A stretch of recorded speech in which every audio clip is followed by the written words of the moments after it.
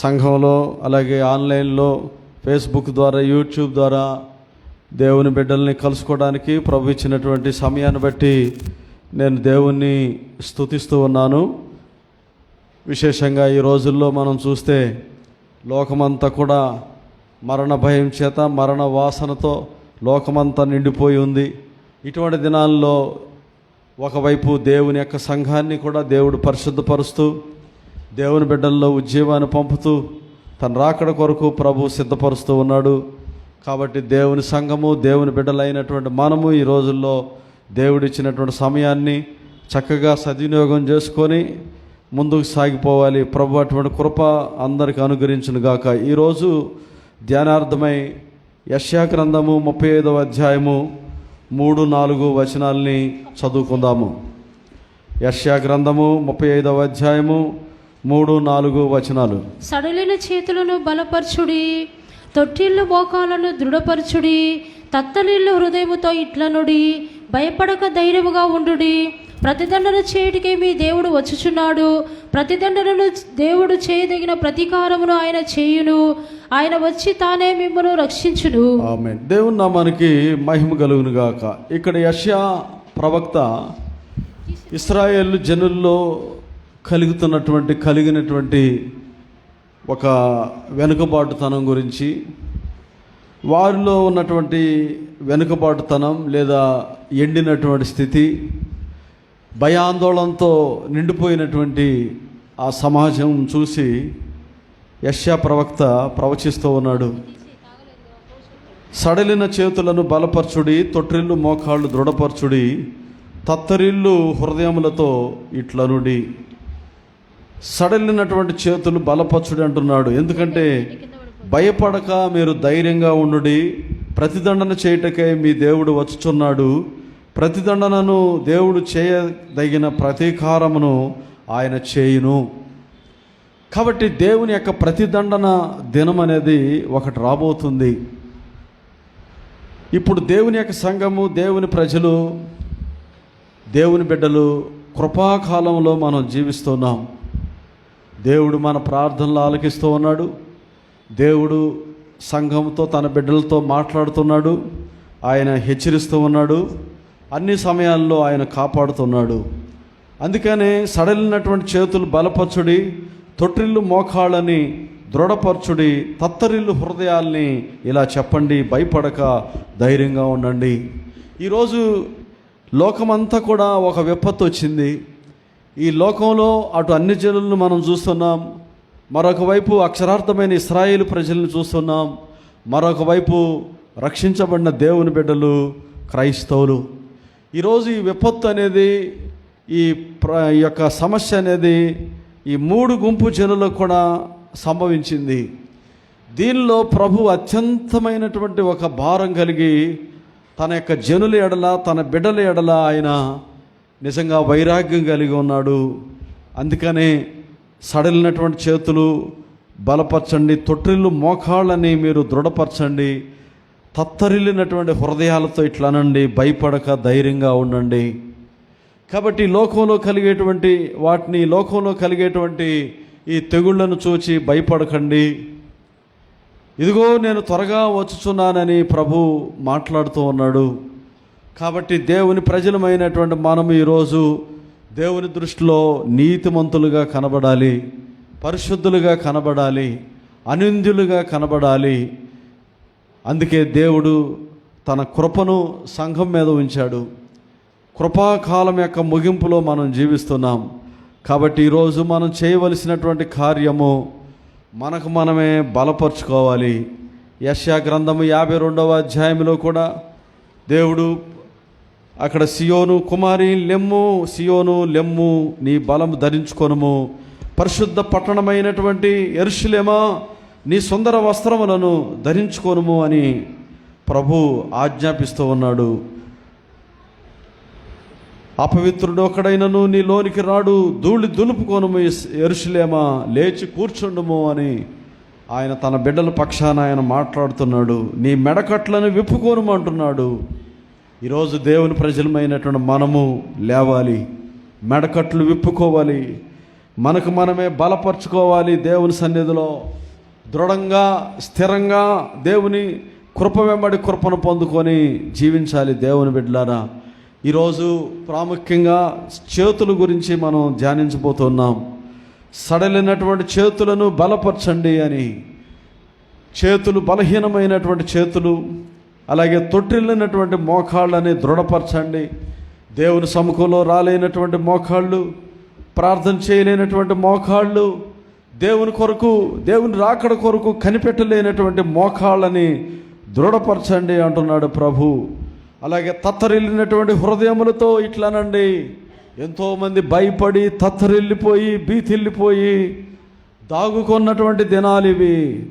శ్రమ తీరు వరకు దాగి ఉండమని రాయబడిన విధంగా ఈరోజు అనేక మంది క్రైస్తవులు భయకంపితులైపోయి దాక్కుని ఉన్నారు. యేసుక్రీస్తు పునరుద్ధానుడైనటువంటి దినాల్లో, యేసుక్రీస్తు సిలువలో చంపబడినటువంటి దినాల్లో కూడా లోకం మీదకి, క్రైస్తవుల మీదకి శ్రమలు వచ్చినప్పుడు ఆయన శిష్యులతో పాటు ఆయన వెంబడించిన క్రైస్తవులు అందరూ కూడా దాగుకున్నారు. అలాగే పాత నిబంధన కాలంలో సౌలు రాజ్యాధికారం చేపట్టి పరిపాలిస్తున్నటువంటి దినాల్లో ఇశ్రాయేలు ప్రజల మీదకి గొల్యాత్ అనేటువంటి ఫిలిస్తీయుడు బలిష్ఠుడు ఒకడు వాళ్ళ మీదకి గెంకరిస్తూ వచ్చాడు. అతన్ని జయించలేక వీళ్ళు భయపడిపోయి అధైర్యపడిపోయి సొమ్మసిల్లిపోయి ఆ రాజ్యంలో ఉన్నటువంటి గొప్పవారి యుద్ధ ప్రవిష్టులు వీళ్ళందరూ కూడా దాగుకున్నారు. దేవుని బిడ్డలారా, కానీ ఆ సమయంలో దేవుని అభిషేకం పొందినటువంటి, దేవుని చేత ఎన్నిక చేయబడినటువంటి దావీదు అనే చిన్నవాడు ఆ గొలియాతును జయించినట్లుగా, వడిసెరాయితో గొలియాతును జయించినట్లుగా మనం చూస్తూ ఉన్నాం. అలాగే ఈరోజు కూడా భయపడినటువంటి, అధైర్యపడినటువంటి, సొమ్మసిల్లినటువంటి జనులు ప్రభు చెప్తున్నాడు, ధైర్యంగా ఉండండి. ప్రతిదండన చేయటకే మీ దేవుడు వచ్చుచున్నాడు. ప్రతిదండన ఆయన ఎవరి మీద చేయబోతున్నాడు? న్యాయ తీర్పు ఎవరి మీదకి రాబోతుంది? ఆయన మాట వినని వారి మీదకి, రక్షణ లేని వారి మీదకి, దేవుని పనికి, దేవునికి వ్యతిరేకంగా ఉన్న వాళ్ళకి, పాపులకి, దుష్టుల మీదకి దేవుని యొక్క న్యాయ తీర్పు రాబోతుంది. కానీ సంఘం మీదకి కాదు న్యాయ తీర్పు వచ్చేది. యేసుక్రీస్తు రక్తం చేత కడగబడి యేసుక్రీస్తు రాకడ కొరకు ఎదురు చూస్తున్నటువంటి సంఘం మీదకి న్యాయ తీర్పు రాదు. ఆ న్యాయ తీర్పు రావడానికి ముందే, ఆ ప్రతిదండన దినం రావడానికి ముందే దేవుడు తన సంఘాన్ని రహస్య రాకడలో కొనిపోబోతున్నాడు. హల్లెలూయా! అటువంటి నిరీక్షణ గలవారమే మనం ఈరోజు దేవుని సన్నిధిలో కనబడాలి. ఇక్కడ చదువుతున్నాం, సడలినటువంటి చేతుల్ని మీరు బలపరచండి. పరిశుద్ధ లేఖనాల్లో నేను అనేక సమయాల్లో చెప్పినట్లుగా చేతుల గురించి పరిశుద్ధ గ్రంథంలో కొన్ని విషయాలు రాయబడినాయి. మొట్టమొదటిగా నిర్దోషమైన చేతులు కనపడుతున్నాయి. మన చేతులు నిర్దోషమైన చేతులుగా ఉండాలి. దావీదు కీర్తన 24వ కీర్తన 4వ వచనంలో దావీదు భక్తుడు ఇలా అంటున్నాడు, వ్యర్థమైన దానియందు మనసు పెట్టకయు, కపటముగా ప్రమాణము చేయకయు. వ్యర్థమైన వాటి మీద మనసు పెట్టకయు, కపటముగా ప్రమాణము చేయకయు. నిర్దోషమైన చేతులను శుద్ధమైన హృదయమును కలిగి ఉండువాడే. శుద్ధమైన హృదయము కలిగి ఉండువాడే. ఎవరు ప్రభువా నీ పరిశుద్ధ పర్వతం మీదకి ఎక్కదగిన వాడు? నీ రాకడలో కొనుపోదగిన వాడు ఎవడు? వధువు సంఘంగా మారేటువంటి వాడు ఎవడు అని అడిగితే దానికి సమాధానం ఏం చెప్పబడుతుంది? ఇక్కడ కపటముగా ప్రమాణం చేయకయు, నిర్దోషమైన చేతులను, శుద్ధమైన హృదయం కలిగి ఉండవాడే. నిర్దోషమైనటువంటి చేతులు కలిగి ఉన్నవాడే ఆ పరిశుద్ధ పర్వతం మీద, ఆ యెరూషలేము సీయోనులో కనబడతాడు. దేవుని బిడ్డలారా, ఆయన రహస్య రాకడలో కనబడతాడు. నిర్దోషమైనటువంటి చేతులు అవసరం ఈరోజు మనకి. పాత నిబంధన కాలంలో దేవుని బిడ్డలు, రాజులు సహితము, ప్రవక్తలు, న్యాయాధిపతులు, దీర్ఘదర్శులు, ఆయన పేరు పెట్టబడినటువంటి బిడ్డలు, వాళ్ళ అన్ని జనులతో అక్షరార్థమైనటువంటి యుద్ధం చేశారు. అక్షరార్థంగా యుద్ధం చేశారు. వాళ్ళు శత్రువుల్ని వారంతటా వాళ్ళే వెళ్ళి చేతులతో వాళ్ళని కొట్టి జయించినట్టుగా మనం చూస్తూ ఉన్నాం. దావీదు భక్తుడు కూడా అటువంటి స్థితిలోనే ఉన్నాడు. అందుకనే దావీదు భక్తుడు కలిగినటువంటి ప్రకటన ఏంటంటే, నిర్దోషమైనటువంటి చేతులు, శుద్ధ హృదయం గలవాడే ఆ పరిశుద్ధ పర్వతం మీదకి ఎక్కదగినవాడు.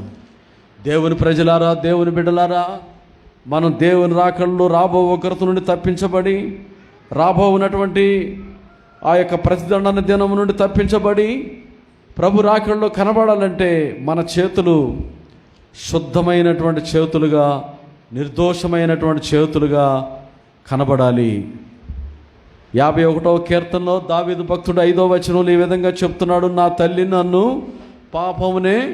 నేను పాపములో పుట్టినవాడను, పాపములోనే నా తల్లి నన్ను గర్భమున ధరించెను, పాపములోనే నా తల్లి నన్ను గర్భమున ధరించెను, పాపములోనే నా తల్లి నన్ను గర్భమున ధరించెను అంటున్నాడు. అంటే పాపం అనేది మనల్ని అంటి పెట్టుకుంది. మన జన్మలోనే మనకు పాపం అనేది సంప్రాప్తించింది. దేవుని బిడ్డలారా, జన్మ పాపం, కర్మ పాపం అనేది ప్రతి మనుషుల్లో ఉంది. రెండు కూడా పోవాలంటే యేసుక్రీస్తును రక్షకుడిగా అంగీకరించి, యేసు దేవుడిని నోటితో ఒప్పుకొని, దేవుడు ఆయన మృతుల్లో నుండి లేపినని నమ్మి బాప్తిసం పొందినప్పుడు మన పాపములు అనేవి కడగబడుతున్నాయి. అప్పుడే మన యొక్క క్రియలు, చేతులు అనగా క్రియలను సూచిస్తూ ఉంది, మన క్రియలు అనేవి పరిశుద్ధపరచబడతాయి. యుద్ధం చేసినప్పుడు రాజులు రక్తాన్ని చిందించారు. అలాగే ఉద్యోగం చేసేటువంటి ఒక ఉద్యోగి లేదా ఒక అధికారి తాను అక్రమంగా సంపాదించడం వలన, లంచం తీసుకోవటం వలన తన చేతులు రక్తంతో నిండుతున్నాయి. అలాగే ఒక రౌడీ లేకపోతే దేవుని ఎరిగినటువంటి ఒక వ్యక్తి కానీ, దేవుని ఎరిగినటువంటి వారు కానీ కోపంతో, పగతో, ద్వేషంతో ఎవరినైనా కొట్టినప్పుడు, ద్వేషించినప్పుడు అక్కడ కూడా చేతులకు రక్తం అంటుతూ ఉంది. ఆ రక్తం అనేది కడగబడాలి. ఆ రక్తం అనేది కనపడకూడదు యేసుక్రీస్తులోనికి వచ్చినటువంటి వాళ్ళకి. యెషయా గ్రంథం 1వ అధ్యాయము 15వ వచనంలో మనం చూసినట్లయితే, మీరు మీ చేతులు చాపినప్పుడు మిమ్మును చూడక నా కన్నులు కప్పుకొందును, మీరు బహుగా ప్రార్థన చేసినా నేను వినను, మీ చేతులు రక్తంతో నిండి ఉన్నవి. చూడండి, మీ చేతులు రక్తంతో నిండిపోయాయి. నీవు దేవుని సన్నిధికి రావాలంటే, ప్రభు రాకడికి సిద్ధపడాలంటే, పవిత్రుడిగా మారాలంటే నీ చేతులు ముందు కడుగుకో, శుద్ధి చేసుకో.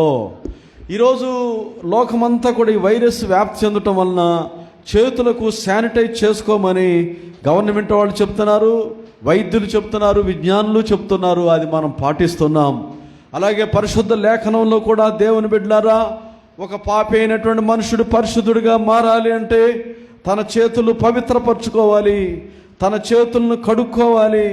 దేవుని సన్నిధికి వచ్చినప్పుడు అలాగే యాజకులు ప్రత్యక్ష గుడారంలో, పరిశుద్ధ స్థలంలో, అతి పరిశుద్ధ స్థలంలో వాళ్ళు పరిచర్య చేయడానికి వెళ్ళినప్పుడు కూడా వాళ్ళు ఆవరణంలో ఉన్నటువంటి, ఇత్తడి గంగాళంలో ఉన్నటువంటి ఆ నీటి చేత తమ చేతులను, కాళ్ళను కడుక్కున్నప్పుడు మాత్రమే వాళ్ళు లోపలికి ప్రవేశించడానికి అర్హులుగా మార్చబడతారు. ఈరోజు కూడా దేవుని ప్రజలారా, అక్షరార్థంగా మనం దాన్ని చేయకపోయినప్పటికీ ఆత్మీయంగా ప్రతిదినము, ప్రతినిత్యం కూడా మన యొక్క క్రియల్ని, మన చేతుల్ని మనం కడుక్కుంటూ శుద్ధి చేసుకుంటూ ఉండాలి. చేతులు అనేది చాలా ప్రాముఖ్యమైంది దేవుని బిడ్డలారా.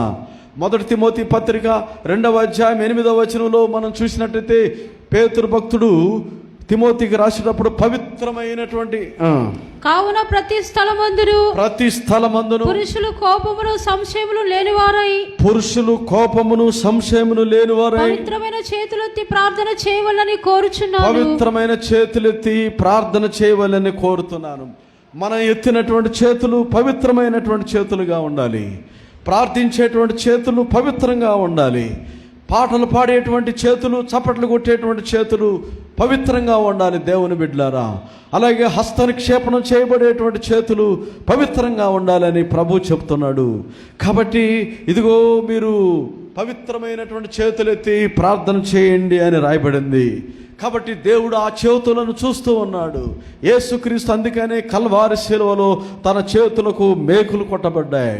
ఎందుకు యేసుక్రీస్తు కల్వారి సిలువలో తన చేతులకు మేకులు కొట్టబడ్డాయంటే మన చేతులను బలపరచడానికి, మన చేతులను పరిశుద్ధపరచడానికి, మన చేతుల్లో ఉన్నటువంటి శాపం, మన చేతుల్లో ఉన్న పాపం, మన చేతుల్లో ఉన్నటువంటి అవినీతి, మన చేతుల్లో ఉన్నటువంటి దేవునికి ఇష్టం లేనటువంటి కార్యములన్నీ కూడా తొలగించే నిమిత్తమే యేసుక్రీస్తు యొక్క చేతులకి, మన చేతులకు బదులుగా ఆయన చేతులకి మేకులు కొట్టబడ్డాయి. దేవుని బిడ్డలారా, కాబట్టి అనుదినము అనుక్షణము దేవుని సంఘము, దేవుని ప్రజలు చేతులు ఎత్తాలి. దేవుని దృష్టిలో చేతులు పవిత్రంగా ఉండాలి. రెండవదిగా మనం గమనించినప్పుడు లూకా సువార్త 9వ అధ్యాయము 62వ వచనంలో యేసు ప్రభు చెప్తున్నాడు. లూకా సువార్త 9వ అధ్యాయము 62వ వచనంలో, నాగటి మీద చెయ్యి పెట్టి వెనుతట్టు చూచువాడెవడు దేవుని రాజ్యమునకు పాత్రుడు కాదు. నాగటి మీద చెయ్యి పెట్టి వెనుక తట్టు చూచేవాడు ఎవడును దేవుని రాజ్యమునకు పాత్రుడు కాడు. నాగటి మీద మన చేతులు ఉంచాలి. దేవుని బిడ్డలారా, ఈరోజు దేవుని ప్రజలు, దేవుణ్ణి వెంబడించేటువంటి ప్రజలు, దేవుని వాక్యాన్ని గైకొనేటువంటి బిడ్డలందరూ కూడా నాగటి మీదే చేయి పెట్టారు. నాగటి మీద చేయి పెట్టారు. నాగటనగా దేవుని రాజ్యము, నాగటనగా దేవుని సంఘము, నాగటనగా దేవుని యొక్క పరిచర్య, నాగటనగా ప్రభు నీకు ఇచ్చినటువంటి ఒక బాధ్యత. పొలంలో దున్నేవారిని మనం చూసినట్లయితే 2 ఎద్దులు అటు ఇటు ఉంటాయి, మధ్యలో నాగలి ఉంటుంది. ఆ నాగటి మీద చేయి పట్టి దున్నుతూ ఉంటారు. పొరపాటును కూడా నాగటి దున్నేవాడు వెనుక తట్టు తిరిగి చూచినట్లయితే ఏమవుతుంది? కాలుకి, ఆ యొక్క నాగలికి ఉన్నటువంటి ఆ మేకు, ఆ శీల కాలులో దిగిపోయి బాధింపబడతాడు.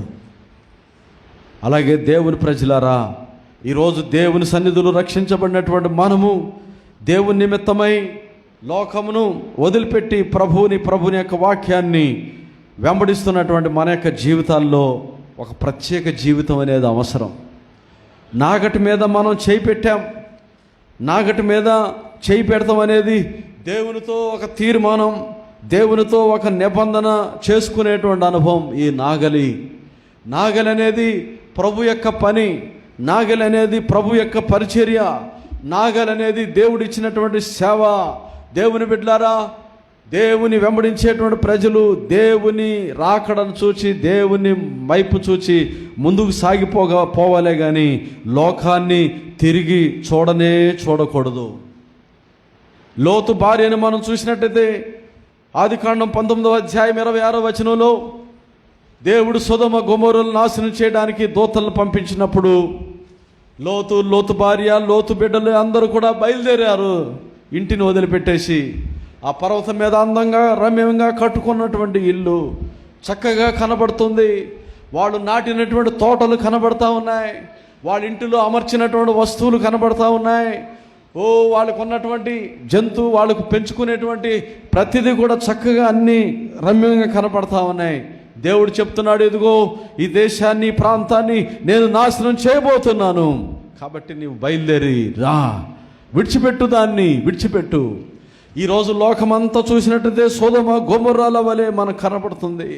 అందమైనటువంటి గృహాలు, అందమైనటువంటి జీవితాలు, అందమైనటువంటి సమూహం, అందమైనటువంటి నగరం, అందంగా ఉన్నటువంటి రకరకాల టెక్నాలజీ, విజ్ఞానం పెరిగినటువంటి అధునాతనంగా ఉన్నటువంటి యొక్క ప్రపంచాన్ని, పట్టణాన్ని మనం చూసినప్పుడు విడిచిపెట్టడం చాలా కష్టమే.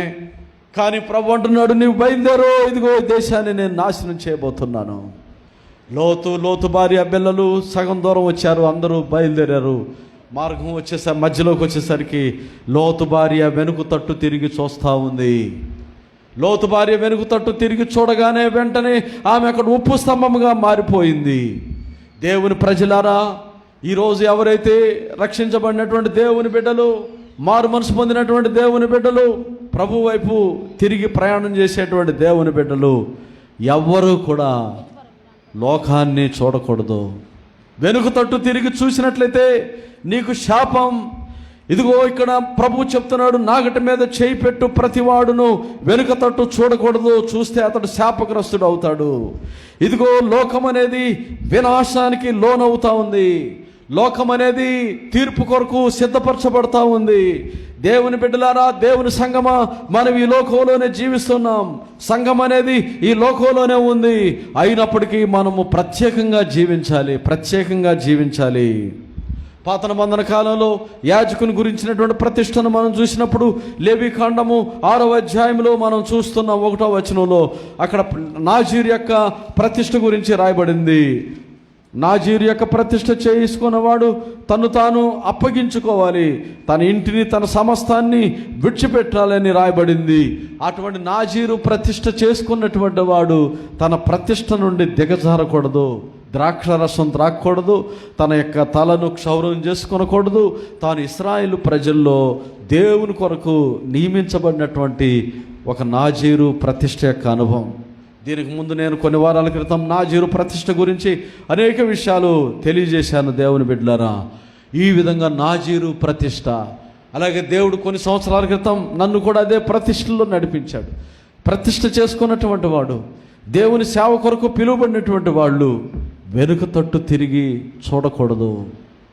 వెనుక తట్టు తిరిగి చూసినట్లయితే అది శాపం. అందుకని నాగట మీద చేయి పెట్టిన వాడు చివరి వరకు, కడ వరకు, ప్రభు వచ్చే వరకు, ఆ పొలం అంతా దున్నే వరకు, ఆ పొలంలో పైరు పండే వరకు, కోత కోసే వరకు తన పనిలో తానే నిమగ్నమై ఉండాలి. హల్లెలూయా, హల్లెలూయా. ఇదిగో ప్రభు త్వరగా వచ్చుచున్నాడు. వారి వారి క్రియలకు తగిన విధంగా జీతం ఆయన దగ్గర ఉన్నదే అని చదువుచున్నాము. కాబట్టి ప్రియమైనటువంటి దేవుని బిడ్డలారా, లోతు భార్య వలె వెనుక తట్టు తిరగకూడదు. నాగటి మీద చేయి పెట్టినవాడు, నీవు రక్షించబడ్డావా? దేవునిలోనే ఎదుగు. నీవు వాక్యానుసారంగా జీవిస్తున్నావా? దేవుని సన్నిధిలో నీవు నమ్మకంగా జీవిస్తున్నావా? అదే విధంగా ఉండి దిగజారవద్దు. లోకం వైపు చూడవద్దు, వెనకబడిన వారిని చూడవద్దు, పాపులను చూడవద్దు. ఫిలిప్పి 3వ అధ్యాయము 13వ వచనంలో చూసినట్టయితే వెనుకున్నవన్నీ కూడా మర్చిపోయి ముందున్న వాటి కొరకే వేగిరపడుచున్నామంటున్నాడు. ఫిలిప్పి 3:13. సహోదరులారా, నేను ఇదివరకే పట్టుకొని ఉన్నానని తలంచుకొనను, అయితే ఒకటి చేయుచున్నాను, వెనుకున్నవన్నీ మరిచి ముందున్న వాటి కొరకే వేగిరపడుచు క్రీస్తు యేసునందు దేవుని ఉన్నతమైన పిలుపునకు కలుగు బహుమానమును పొందవలనని, పిలుపుకు కలుగు బహుమానం పొందవలనని గురి యొద్దకే పరిగెత్తుచున్నాను. గురి యొద్దకే పరిగెత్తుచున్నాను. బహుమానం ఒకటి ఉంది. ఈరోజు అనేక మంది అలసిపోతూ ఉన్నారు, సొమ్మసిల్లిపోతూ ఉన్నారు. కొంతమంది సేవ అని సేవలో సరైన విధంగా నిలదొక్కుకోలేనటువంటి పరిస్థితి. శోధన వచ్చినప్పుడు, సమస్య వచ్చినప్పుడు ఆ యొక్క నాగటిని మీద చెయ్యి వదిలిపెట్టేసి లోకం వైపు వెళ్ళిపోయిన వాళ్ళు ఎంతోమంది ఈరోజు కనపడుతూ ఉన్నారు. అలాగే దేవుని బిడ్డలారా, దేవుడు నీకు సంఘంలో ఒక ఉన్నతమైనటువంటి ఒక అనుభవాన్ని దేవుడు నీకు ఇచ్చాడు, అపోస్తుల సహవాసాన్ని. ఈ నాగటి మీద చేయి పెట్టిన వాడు కష్టమైన, వర్షమైన, వానైనా ఏదైనా వెనుకకు తట్టు తిరిగి చూస్తే అది శాపం. అందుకని నాగటి మీద చేతుల్ని మనం స్థిరపరచుకోవాలి. దేవుడు నిన్ను ఏ ఉద్దేశం చేత పిలిచాడో ఆ ఉద్దేశంతోనే నీవు జీవించాలి. దేవుని బిడ్డ, అది నీలో నెరవేరే వరకు నిన్ను అది శోధిస్తూనే ఉంటుంది. యోసేపు జీవితాన్ని చూసినప్పుడు యోసేపుకు దేవుడు ఒక దర్శనం ఇచ్చాడు, మాట్లాడాడు. కానీ ఆ యొక్క దర్శనం అనేది యోసేపుని శోధిస్తానే ఉంది. 90వ కీర్తన 105వ కీర్తన 19వ వచనం. అతడు చెప్పిన సంగతి నెరవేరు వరకు యెహోవా వాక్కు అతని పరిశోధించుచుండెను. యెహోవా వాక్కు పరిశోధిస్తూ ఉంది. దేవుని బిడ్డలారా, దేవుని వాక్యము, దేవుని వాగ్దానము, ఆయన యొక్క ప్రవచనాలు మనల్ని కొన్ని సమయాల్లో వెంటబడుతూ పరిశోధిస్తూనే ఉంటాయి.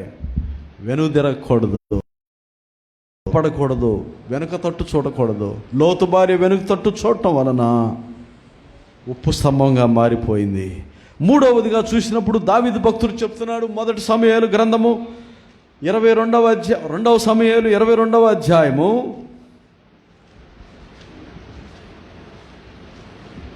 35వ వచనం. నా చేతులకు యుద్ధం నేర్పువాడు ఆయనే, నా చేతులకు యుద్ధం నేర్పువాడు ఆయనే, నా బాహువులు ఇత్తడి విల్లును ఎక్కుపెట్టును. చూడండి, దావీదు ఒక రాజు, యుద్ధములు చేసేవాడు. యుద్ధం చేసినప్పుడల్లా దేవుడు దావీదుకి జయమిస్తూ ఉండేవాడు. అందుకని దావీదు దేవుని బట్టి ఏమని స్తుతిస్తూ ఉన్నాడంటే, నా చేతులకు యుద్ధం నేర్పినవాడు ఆయనే, యుద్ధం నేర్పినవాడు ఆయనే.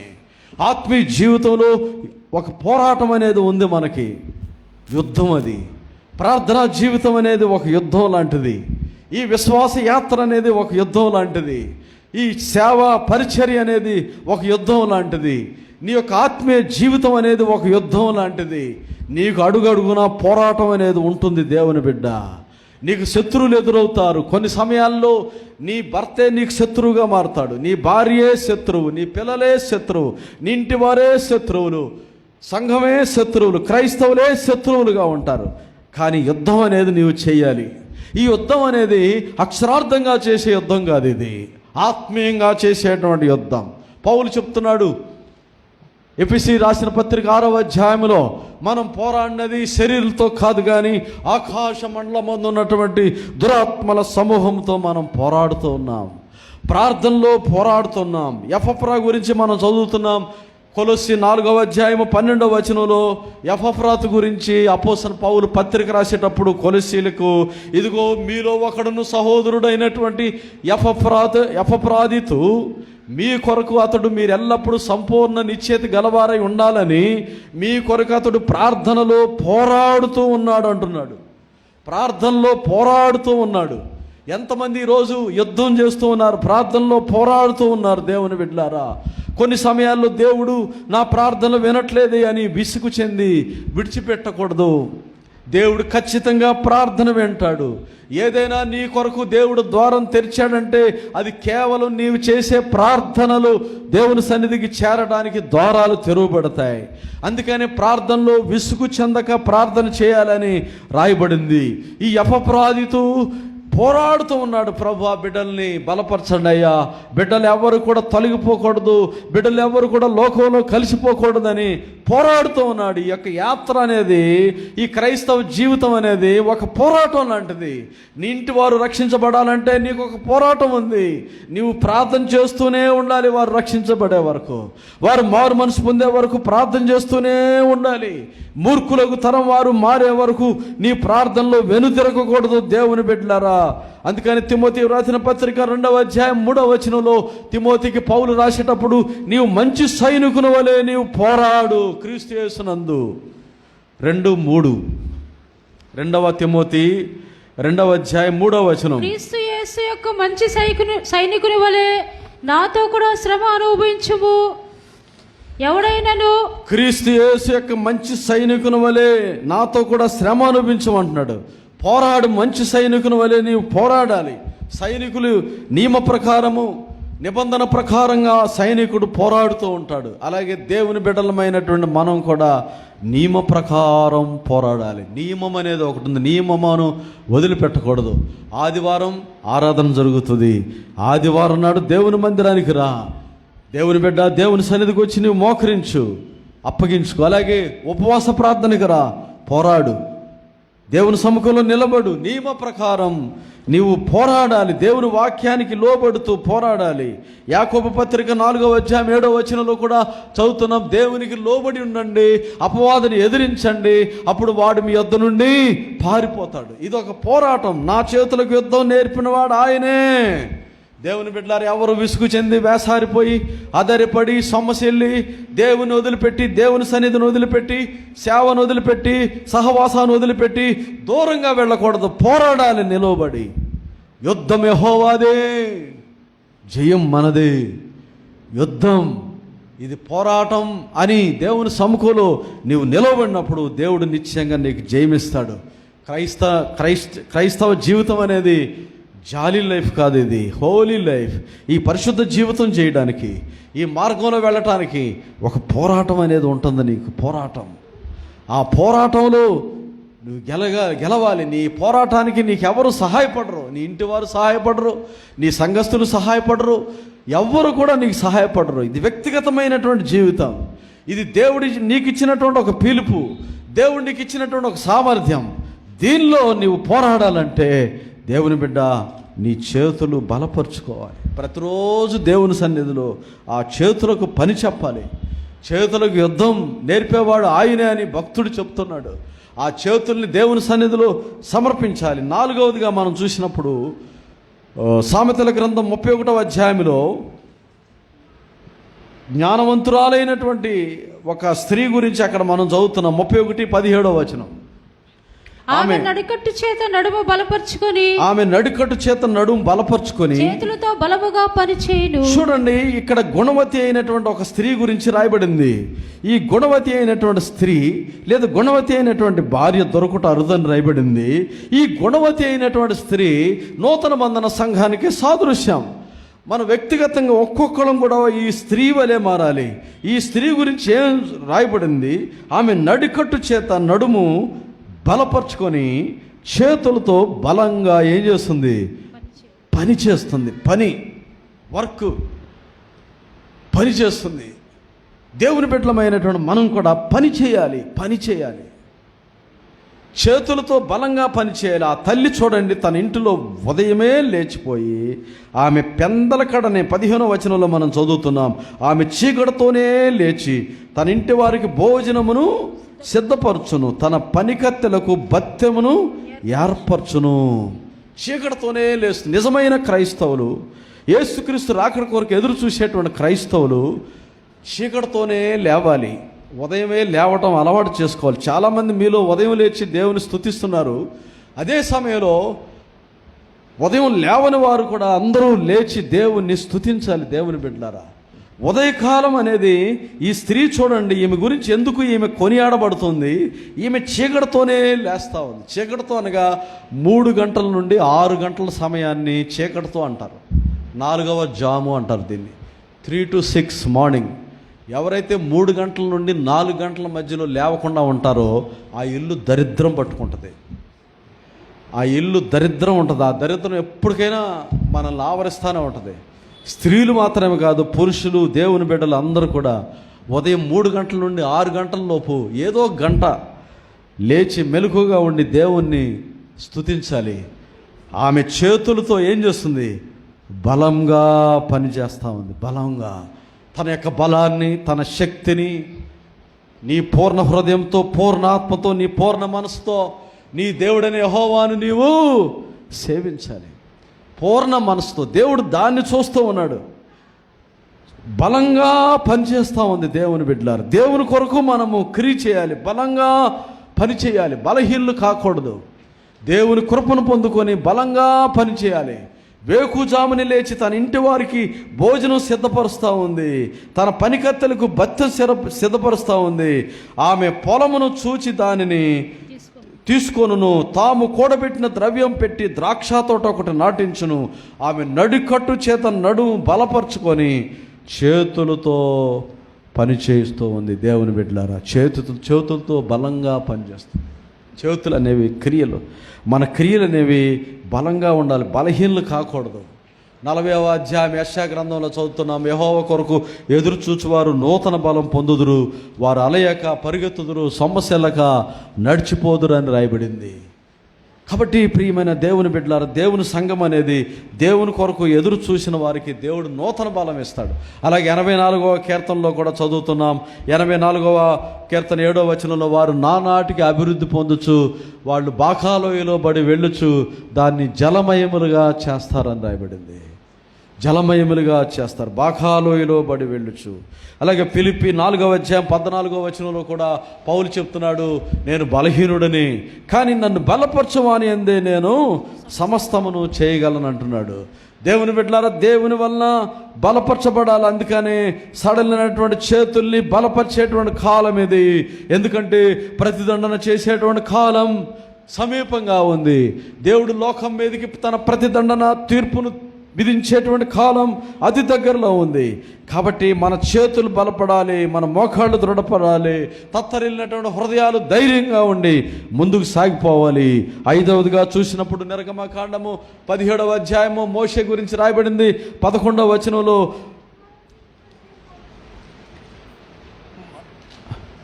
అమాలేకీయులు యుద్ధానికి వచ్చినప్పుడు మోషే చేతులు పైకెత్తినప్పుడు ఇశ్రాయేలీలు జయం పొందుతున్నారు. మోషే చేతులు క్రింద దింపినప్పుడు ఇశ్రాయేలీలకు అపజయం, ఫిలిష్తీయులు జయం పొందుతున్నారు. 11వ వచనం 17-11 నుండి చదవండి. మోషే తన చెయ్యి పైకెత్తినప్పుడు ఇశ్రాయేలీయులు గెలిచిరి, మోషే తన చెయ్యి దించినప్పుడు అమాలేకీయులు గెలిచిరి. అక్కడ యుద్ధం జరుగుతుంది. అమాలేకీయులకి ఇశ్రాయేలీయులకి యుద్ధం జరుగుతున్నప్పుడు మోషే దేవుని సన్నిధిలో నిలబడి తన చేతులెత్తి దేవుని స్తుతిస్తున్నప్పుడు అక్కడ జయం పొందుతున్నారు. చేతులు బరువెక్కినాయని దించినప్పుడు అక్కడ అపజయం పొందుతున్నారు. అలాగే దేవుని బిడ్డలారా, నీ కుటుంబం జయం పొందాలంటే, నీవు అపజయం పొందకుండా జయం పొందాలంటే నీ చేతులు దేవుని తట్టు ఎత్తబడాలి. దేవుని సన్నిధిలో నీవు ప్రార్థించాలి. దేవుని సముఖంలో నీ చేతులు నిర్దోషమైనవిగా దేవుని సన్నిధిలో కనబడాలి. నీ చేతులు అలా ఎత్తబడుతూ బలమైనటువంటి చేతులుగా ఉండాలి. ఇక్కడ మోషే జీవితంలో మనం చూస్తున్నాం, తన చేతులు పైకెత్తినప్పుడు అక్కడ అమాలేకీయులు ఓడిపోతున్నారు, ఇశ్రాయేలు గెలుస్తున్నారు. చేతులు దించినప్పుడు అక్కడ ఇశ్రాయేలీయులు ఓడిపోతున్నారు, అమాలేకీయులు జయం పొందుతున్నారు. ఇది గమనించినటువంటి ఆ యొక్క హూరు, యెహోషువ ఇద్దరు కూడా పరిగెత్తుకొని వెళ్ళి మోషేను ఒక రాయి మీద కూర్చోబెట్టి అటువైపు ఒకళ్ళు ఇటువైపు ఒకళ్ళు నిలబడి మోషే చేతులు పైకెత్తి పట్టుకున్నారు. హల్లెలూయా. మద్రాసులో ఒక పాస్టర్ గారు తెలుసు, కొన్ని సంవత్సరాల క్రితం నేను పెద్ద పాస్టర్ గారి దగ్గర అసిస్టెంట్గా ఉన్నప్పుడు ఆయన ఏదైనా ఒక అత్యవసరమైనటువంటి ప్రార్థన పెట్టాలంటే దానికి షూటింగ్ ప్రేయర్ అని పెట్టేవాడు పేరు. Fasting prayer, shooting prayer.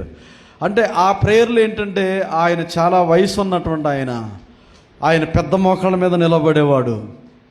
ట్రైనింగ్లో ఉన్న బ్రదర్సు, సిస్టర్సు అలాగే అందరూ కూడా మోకరించమని చెప్పేవాడు. ఏదైనా అత్యవసరమైన ప్రార్థన సమయంలో అందరూ మోకాళ్ళ మీద ఉండేవాళ్ళు. ఈయన పాపం బలహీనుడైపోయి మోకాళ్ళ మీద ఉండలేనటువంటి పరిస్థితుల్లో ఏం చేసేవాడంటే ఇద్దరిని పిలిచి సహోదరుల్ని అటువైపు ఒకళ్ళు ఇటువైపు ఒకళ్ళు ఆ 2 చేతులు ఎత్తి పట్టుకునేవాళ్ళు ఆయన చేతులు. హల్లెలూయా. అటువంటి భక్తులు దేవుని బిడ్డలారా, నేను కూడా కొన్ని సంవత్సరాల క్రితం ఏలూరులో పరిచర్య చేసే దినాల్లో ఒక ముఖ్యమైనటువంటి కొన్ని సమయాల్లో ప్రార్థనలు చేసేటప్పుడు కూడా అదే పరిస్థితి. ఒక గోడకెళ్ళి 2 చేతులు ఆరేసి అలాగే చేతులెత్తి ప్రార్థన చేసే అలవాటు ఉండేది. అలాగే దేవుని బిడ్డలారా, దేవుని ప్రజలు, దేవుని బిడ్డలు ఎప్పుడైతే విశ్వాసం కలిగి దేవుని సన్నిధిలో మీ చేతులెత్తి మీ కుటుంబం కొరకు, మీకున్న సమస్యల కొరకు, అలాగే దేని కొరకైనా 2 చేతులు ఎత్తినట్లయితే దేవుడు ఖచ్చితంగా జయమిస్తాడు. అలాగే ఇక్కడ మోషే 2 చేతులు పైకెత్తినప్పుడు దేవుడు గొప్ప జయమిచ్చాడు. అలాగే దేవుడి దినాల్లో మన అపజయములన్నీ కూడా జయంగా మార్చునుగాక. దేవుని బిడ్డలారా, మన అపజయాలన్నీ దేవుడు జయంగా మార్చాలంటే మనము పవిత్రమైనటువంటి చేతులు ఎత్తాలి. మన చేతులకు రక్తాన్ని తుడిచివేసుకోవాలి. మన చేతులకు రక్తం అనేది ఉండకూడదు దేవుని బిడ్డలారా. అందుకని యెషయా గ్రంథంలో మనం చదివిన విధంగా సడలినటువంటి చేతులు బలపరచండి. అయ్యో, తొట్టిల్లినటువంటి మోకాళ్ళను బలపరచండి, దృఢపరచండి. తత్తరిల్లినటువంటి హృదయాల్ని ఇట్లు చెప్పండి, భయపడక ధైర్యంగా ఉండండి. పిరికి గుండె గల వారిని ఆయన ఆదరించేటువంటి దేవుడు, అదరిపడి సమస్యలున్నటువంటి వారిని ఆయన ధైర్యపరిచేటువంటి దేవుడు. ఇదిగో దేవుని బిడ్డ, దేవుడు నీ పక్షాన ఉన్నాడు. లోకం వైపు చూసినట్టయితే కలవరము, ఆందోళన, భయము, దిగులు, మరణము అన్నీ కూడా లోకంలో కనబడతా ఉన్నాయి. కానీ ఒకవైపు ప్రభు నిన్ను పిలుస్తున్నాడు. నా బిడ్డలారా తిరిగి రండి, నా ప్రజలారా తిరిగి రండి. సడలినటువంటి చేతుల్ని బలపరచండి, తొట్టిల్లినటువంటి మోకాళ్ళని దృఢపరచండి. ఈ రోజుల్లో నిజంగా మనం బలపడాలి. ప్రార్థనా జీవితంలో బలపడాలి, విశ్వాసంలో బలపడాలి, వాక్యంలో బలపడాలి. ఇంకా కొన్ని రోజులు మాత్రమే ఉంది దేవుని బిడ్డలారా. రాబో దినాల్లో కలిగేటువంటి ఆ యొక్క ప్రతిదండన దినానికి ముందుగానే దేవుడు తన భక్తుల్ని భూమి మీద నుండి వేరు చేయబోతున్నాడు. లోకంలో ఎక్కడ చూసినప్పటికీ అనిశ్చిత ఏర్పడింది. ఏ కుటుంబంలో, ఏ మనిషిలో నెమ్మది, సమాధానం లేదు. ఏ సమయంలో ఏ వైపు నుండి ఏ ప్రళయం వస్తుందో, ఏ వ్యాధి వస్తుందో, ఏ వైరస్ వస్తుందో, ఎటువంటి వార్తలు వినాలో, ఎటువంటి స్థితిలో ఉండాలో అని భయపడిపోతున్నటువంటి సహోదరుడా, సహోదరి, ఇదిగో ఈ ఉదయకాలం ప్రభు నిన్ను బలపరుస్తున్నాడు. నీ చేతులు చాపు, ఆ చేతుల్ని బలపరుస్తున్నాడు. ఇదిగో అవి రక్తంతో నిండి ఉన్నాయి. వాటిని కడుక్కోండి, శుద్ధి చేసుకోండి అంటున్నాడు. ఇదిగో ఆ చేతులతో నీ బలంగా పనిచేయి, ఆ చేతులతో యుద్ధం చేయి, ఆ చేతులతో దేవుని స్తుతించు, దేవుని ఘనపరచు దేవుని బిడ్డలారా. ఓ ప్రభు భూమి మీద ఒక గుంపు జనులను ఆయన చూస్తూ ఉన్నాడు. పరిశుద్ధ జనం వీరు, దేవుని సొత్తైనటువంటి ప్రజలు. ఇదిగో నిన్ను నీవే సమర్పించుకో, ప్రభు శీఘ్రంగా రాబోతున్నాడు. ఆయన వచ్చినప్పుడు ప్రతి వారి జీతము ఆయన ఇవ్వటానికి సిద్ధంగా ఉన్నాడు. ప్రభు మనల్ని ఒక్కొక్కరిని సంఘాన్ని పరిశుద్ధపరిచి తన రాకడ కొరకు సిద్ధపరచును గాక. ఆమేన్. God bless.